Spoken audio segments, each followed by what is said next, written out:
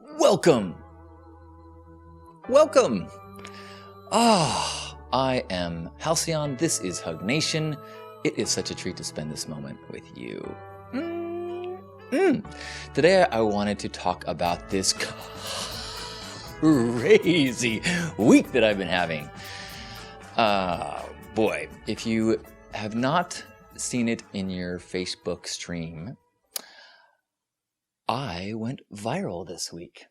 A 60-second clip from the new Human movie that was released as part of their social media promotions for the film went crazy. By far the most viewed of anything that they have related to the film. By far the most viewed of anything that I have ever put on the internet. In fact, if you take the last 20 years, 18, 19, almost 20 years that I have been putting things on the internet, all of them, take all the 600, 700 YouTube videos, you take every blog post, you take every photo that I put on the internet in 18 years, count how many times those have all been viewed, add them all together, it would still be less than a third of the eyeballs that that video has touched in the last week. It has seemed to have slowed down a little bit. As of the filming of this, there are 9.5 million views for the video on Facebook. There's another 500,000 views for the same video in French, because the film is in French and they have two versions of it. And then there's just a trickle, which normally would be a big deal, but there's 30,000 views of the same video on YouTube, which there's some kind of interesting kind of virally lessons about, social media that I'm trying to learn from all this. One is that you never know, you never know what's going to catch fire. But there's some things about this video, I think, that make it uniquely set up. One is that it's 1 minute and 6 seconds. It's short. It is not a big investment. It is the kind of thing that people would feel very confident telling a friend, this is worth your time. This video that is being recorded right now will be a 10, 20-minute archive of rambling, and it'll have moments of drama and brilliance, and probably some dragging moments or fumbling on words, and perhaps we have a relationship built, and over the months or years, you're willing to give me 5, 10, 20 minutes to make my points. But that's way too much to ask someone to, a new viewer. So nobody shares a 20-minute video. 67 seconds? No, that's something that people feel like the proportion of time to benefit is legit. Another thing about the video that's significant and different is that the text or the audio that I'm saying is printed on the screen. Somebody pointed that out to me, and I was like, oh my gosh, that actually is significant, especially when you have these auto-playing Facebook videos. When you have just automatically things scrolling through and you have to click on it to hear the audio, a pink-haired guy going is not that compelling. But if you start to see the actual dialogue on the screen, it's a much easier to get invested and get drawn in to the story. Now, the experience of having millions of people watch a video of mine has been surreal and amazing and so humbling and such an honor. I think about throughout, if I had a 1-minute window with the world, there's a good chance that this would be the story I would tell. when I think about all the things that make this such a perfect video for me to go viral, I mean, thank goodness this wasn't a video of me like getting kicked in the nuts or using gym equipment wrong or, getting caught picking my nose. I mean, there are a lot of people that have using nunchucks and knocking myself unconscious. There are a lot of kind of videos that go viral. And so to have it be my favorite story about my grandpa is so awesome. It's also filmed by world-class videographers, documentarians with great audio, great lighting. And it was filmed on the Sunday after the man burned at Burning Man. So where I was at in terms of my vibe and my demeanor was after a full week, this is in 2012, of hugging people and being inspired and connecting with people. And I remember being so glowing and so happy and so connected that actually when they were interviewing me, they kept wanting to talk to me about painful things. They wanted me to show the sadness of humanity. And I tried to share, but I was so blissful that all I really want to talk about was the joy of being a human, the beauty of life experiences. And so as I hear myself and watch myself in this clip, I can feel that same contentment, that same bliss that I was in, a little bit slower than I normally talk, a little bit more grounded, maybe a little bit more twinkle in my eye. So the fact that that is the moment of my life that was captured and went viral, it is incredible. It is like such a gift and such a blessing. And the story I told is one that is still a huge part of my life. It is a significant moment in the trajectory of my life. And it is a story that I told at Burning Man this year. It's a story I'm telling tomorrow morning at a speaking engagement I have. It is my highlight reel. And so I'm just feeling so blessed that so many people are getting to see it and hear it. Now, if I can get into nitpicky whiner mode, of the 9 million people that have watched it in the last week, about 200 of them have decided that have found me on either YouTube or Facebook and subscribed or followed to me. So that's a very low percentage of people that I'm now able to continue to tell stories to, because the video is a part of this human website. There's no mention of my name. There's no mention of anything about me that you could find your way to me, except I did see someone on Twitter that said, "Oh, I just discovered you through the Human movie." I'm like, "How did you find out who I was?" And they said, "Well, I did a Google search for pink-haired guy in Human movie, and you came right up." Actually, the link that comes right up is pink-haired narcissist has story to tell, which was someone's review of my TEDx talk that I gave a few years ago. So it's been really cool. I mean, that story about my grandpa is in my TEDx talk. And so I've been trying to kind of encourage people to watch the fuller TEDx talk with more in it. And I've been trying to post more videos of grandpa so that people who think, "Oh, wow, that is a wise man that you are sharing," luckily there's actual video and audio of this wise man. So, don't take it from me. Listen to this old guy and feel his energy. So that's been a real treat. It was interesting. I actually watched or rewatched a video that was produced by Yahoo in like 2007. And they actually came and out a couple times and videotaped Grandpa and I during Hug Nations. And they produced the video right at the end of his life. And so by the time they were in the middle of producing it, Grandpa passed on. And so they made it into a 2-part video about, all about us and then kind of what's next. And there's this interesting scene in it where I'm driving the car and the Kevin Seitz, who's the documentarian who's putting it together, he's talking to me and he's saying like, what are you going to do after after Caleb's gone? Are you going to keep going? And my response is something like, I don't know, man. I'm not sure if I'm the right guy. Grandpa is clearly the right person to be delivering this message of love, but I'm not quite so lily white. I'm not so, and it's so crazy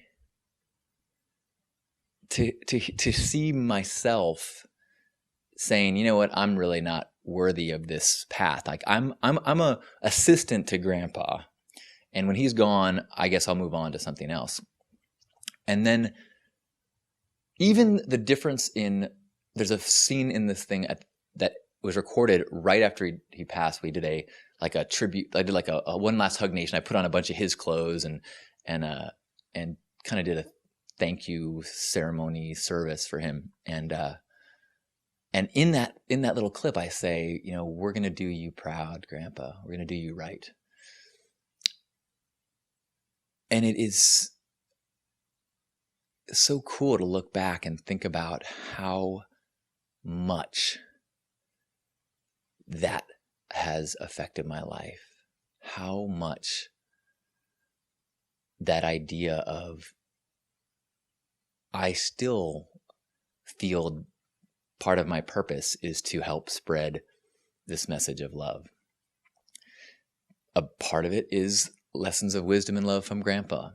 And a part of it is from lessons of wisdom of love from all sorts of teachers. But it is that shift that happened at that point in my life of to a place of service, to a place of trying to facilitate this love vibration getting out in the world, that I think changed the way that I saw myself and changed the way that I lived and changed the way that I showed up to other people. So now when I think like, do I think I'm worthy to share this message now? Absolutely. Part of it is because of a shift in the way that I think and act. Part of it is a shift in my whole concept about who's worthy. I now believe that all of us are worthy messengers of love. All of us have moments where we're connected to our truth and connected to love. And in those bright moments, we should shine and share. And we all have moments when we stumble. My grandpa had moments when he stumbled. I certainly have moments when I stumble. And you don't get to a certain level of wisdom, expertise, and suddenly you're like, okay, now you're allowed to share your truth. No. We're all equipped in this moment right now to share our truth, especially if you're not so attached to it that you recognize that it shifts and changes as you learn, and you're not so attached to it that you believe that your truth is absolute and it is your job to inflict it and convert others. That always gets problematic. But that was never how Grandpa thought about it. That's never how I've thought about it. And so if you are just in a position of getting in alignment with love and getting in alignment with your personal truth, and you share that, that's the path of an artist. That is the path of a love warrior. That is the path that all of us have the right to, deserve to, should be encouraged to walk. It is a gift to the world as we shine our light. So I'm glad that I learned that in the time since that video came out. One thing that did, there was one moment as this was starting to catch fire. And it's funny because I wrote a email to my cousins and uncles and aunts, and I just realized that I didn't send it. And I was like, oh my gosh, this video, it's starting to go crazy. It's gotten 500,000 views. And I was like, oh my gosh, I forgot to send it. And since the time that I wrote this email, it's now got 9 million more views than that. So I will send that email. But as it was starting to take flight and starting to really get going, I was kind of bumming out that my name wasn't on it anywhere. And I was trying to contact the people who made it, and they've not got back to me ever. And so I was trying to put a comment on the video, but there's like thousands of comments, so it's really hard to get anyone's attention that's watching it. And so I put out a request to my network and on my page and said, hey, I'm here. Can I ask a favor? If you see this video in your feed, because it's now, people are starting to go, oh my gosh, it's been posted by my friends in San Francisco, my friends in South Carolina, and my friends in Berlin. I'm like, oh my gosh. I'm like, well, do me a favor. If you see it posted just randomly, would you tag me or put my name or put a link to Hug Nation or something, just so that if people want to know more or learn more about Grandpa or me, that they can. And it was interesting because in all of this positive feedback that I've been getting, I got a response to that post that someone was like, hey, I'm a fan, but I just want to give you kind of a reflection that you sound desperate. You sound like you're in a bad place and you're really needy and desperate. And I was like, whoa. And my first thought is like, okay, I should know better than to give attention to the one negative voice when everything's so positive. And I actually did say, I'm like, hey, thanks for the feedback. I don't really have the energy or the time right now to defend myself.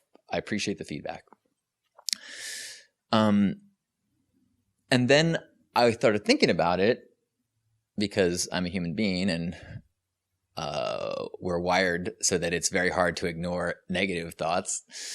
And I thought, I understand why this person gave me that feedback, because I believe my theory is that he is very much still feeling and has the belief of something that I have and struggle with, of that who are we to be, like we should be more meek and humble. And like, I don't generally market or promote that much.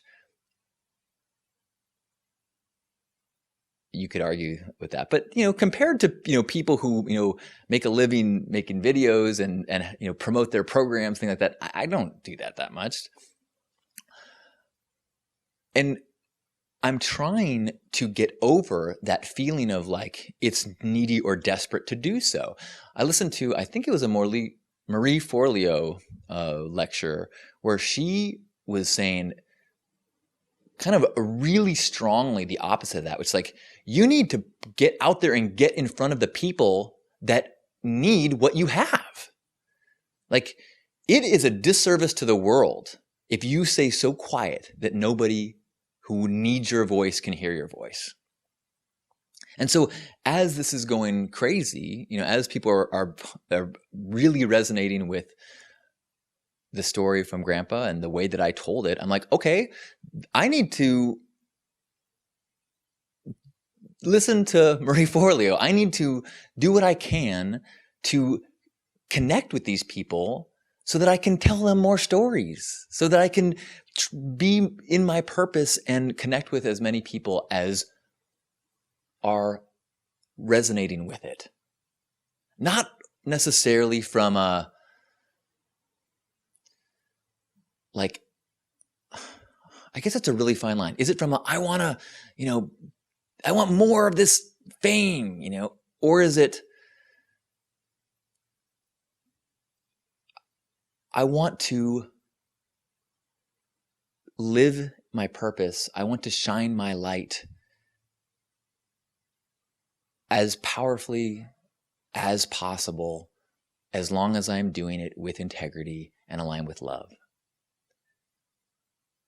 And if there is someone who saw that video and said, wow, that is exactly what I needed to hear today. This is, oh my gosh, thank goodness that this was the voice and story and lesson that I heard today.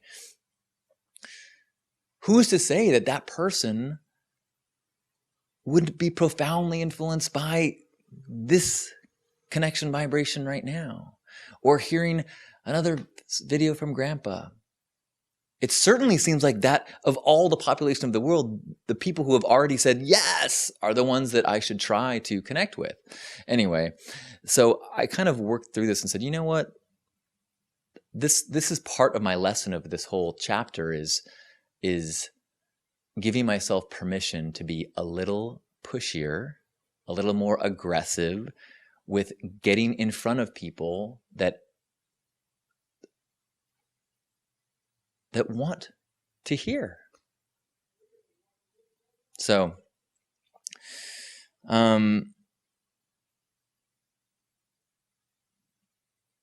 so if you see that video, feel free to let people know who I am and how to find me and Grandpa. So, you know, at the end of the day, the numbers are starting to slow down finally. I'm guessing it's gonna maybe creep over. I mean, if you count the French version, it's over 10 million views.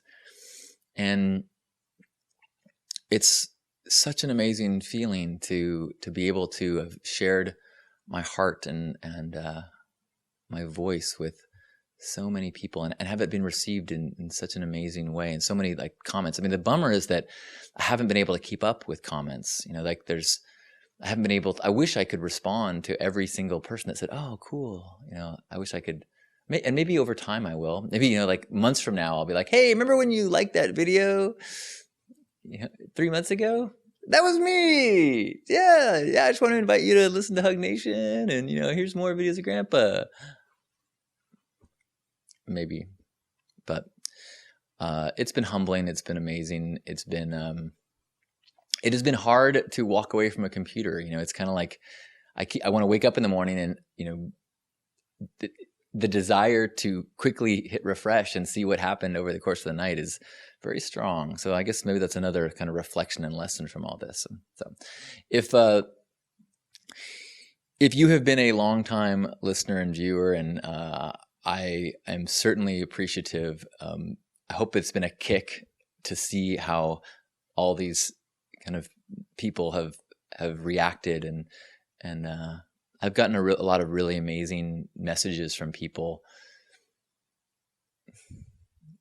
Amazing messages from people who, you know, have never heard of me or Grandpa before, but I think the ones that have been the most profound for me have been the number of posts that I've seen from people that I crossed paths with maybe years ago, and maybe, you know, maybe sort of remember, and having people share stories of our interactions that are just beautiful. You know, like, I don't remember doing that, but this person remembers me showing kindness to them. This person remembers me, you know, sitting down and having that connection. This person remembers. And it's just been a really profound kind of awareness of like, all right, I'm doing okay. Like, I'm like, if I had to take inventory of and, you know, be accountable for how I've been in the world and how I've treated people, like, I feel pretty good about it. And a lot of that is the lessons from Grandpa, and getting to watch him at the end of his life, and the joy that he had as people from all of the chapters of his life reached out and said thank you, and he just was so profoundly grateful and happy, knowing that the weight of his life had mattered to, you know, these people. And I think that if anything can shake you out of the cultural script of what success is, you know, seeing a man on his deathbed happy and joyous who followed a different script about trying to spread happiness, you know, it's like, all right, okay, I know the role model that I want to follow. Thank you for being supportive and being a witness to this crazy explosion chapter, and thank you for the ongoing support. And, you know, as I try to be very clear to myself, and is that, you know, it's always about the direction, not the distance. You know, if I'm proud of the story because it contains a beautiful truth. The fact that as that truth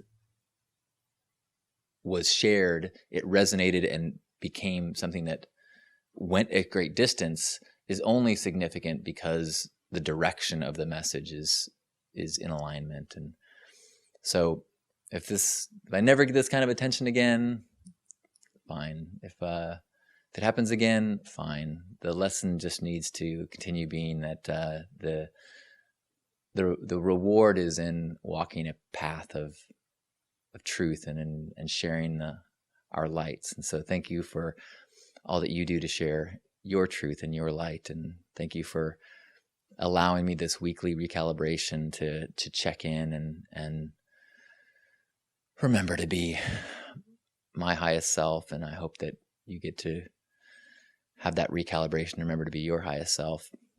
This is powerful, important work, whether there's one person that you connect with this week or 10 million.